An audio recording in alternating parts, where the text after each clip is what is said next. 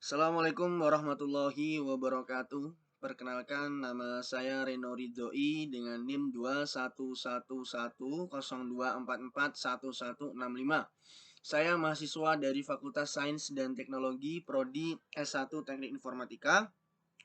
Adapun tujuan dibuatnya video ini adalah sebagai tugas akhir dari mata kuliah algoritma dan struktur data. Langsung saja masuk ke dalam penjelasan dari pemrograman yang saya buat. Langsung ya, kita masuk. Yakni dimulai dari permasalahan yang saya ambil adalah arsip data pasien sebuah rumah sakit. Yaitu di mana fungsi ataupun tujuan dibuatnya pemrograman ini adalah untuk menyimpan data pasien yang pernah dirawat atau konsultasi maupun hanya sekedar berkunjung untuk melakukan pengobatan biasa saja.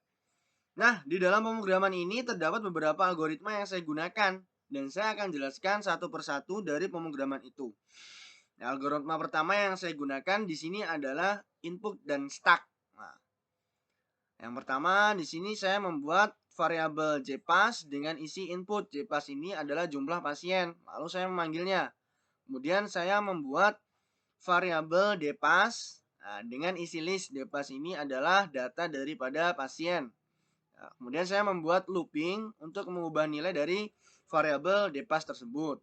Kemudian saya mengeprint data pasien, menambahkan data dari DPass. Lalu saya memanggilnya.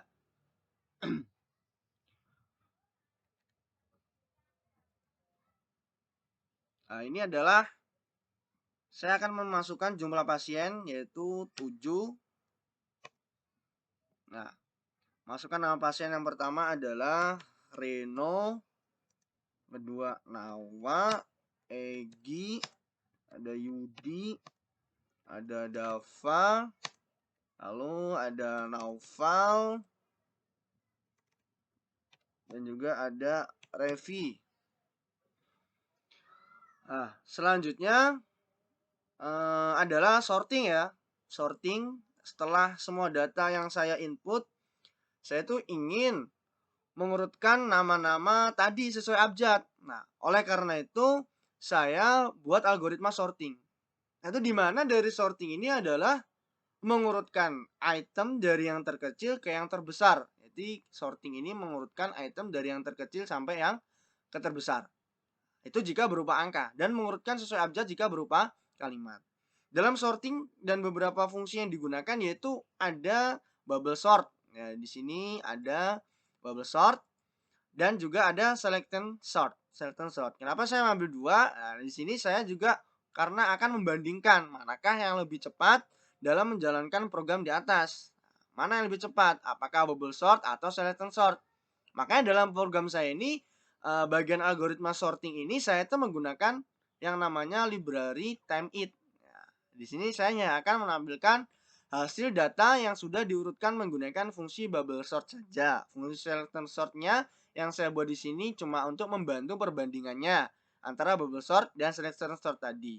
Jadi cuma membantu perbandingan saja karena yang saya gunakan cuma hanya bubble sort. Nah, kemudian di sini akan saya enter, tadi belum saya enter. Nah, hasilnya seperti ini. Ini adalah bentuk daripada sortingnya. Nah, ini adalah perbandingannya, waktu dari bubble sort dan juga sorting selection sort.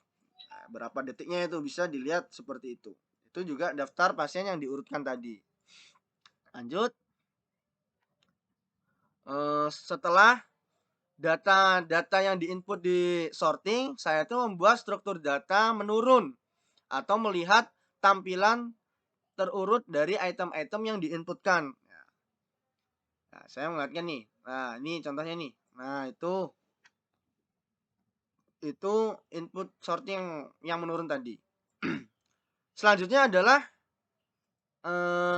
saya menggunakan algoritma rekursi. Nah, yaitu di mana fungsi dari rekursi ini adalah untuk memecahkan masalah menjadi submasalah yang lebih kecil dan sangat kecil sampai masalah tersebut tuh mudah dipecahkan. Fungsi rekursi yang saya buat di sini adalah untuk merapikan data. Jadi data itu supaya tertata dengan rapi dan menampilkannya secara terurut dengan menambahkan kalimat data pasien keberapa. Maksudnya pasien itu ada di data keberapa sesuai dengan yang sudah yang sudah diurutkan. Nah, kita dapat lihat di sini fungsi tersebut. Nah, kita bisa melihatnya di bawah di hasil outputnya.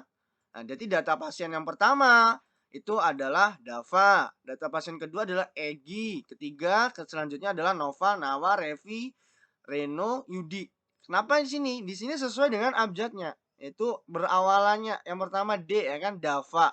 Dua E itu Egi tuh. N, Y. Nah, jadi tertata dengan rapi dan mudah untuk dipahami. Jadi selanjutnya yang terakhir nih ada algoritma searching. Seperti namanya ya, searching itu berarti mencari ya kan.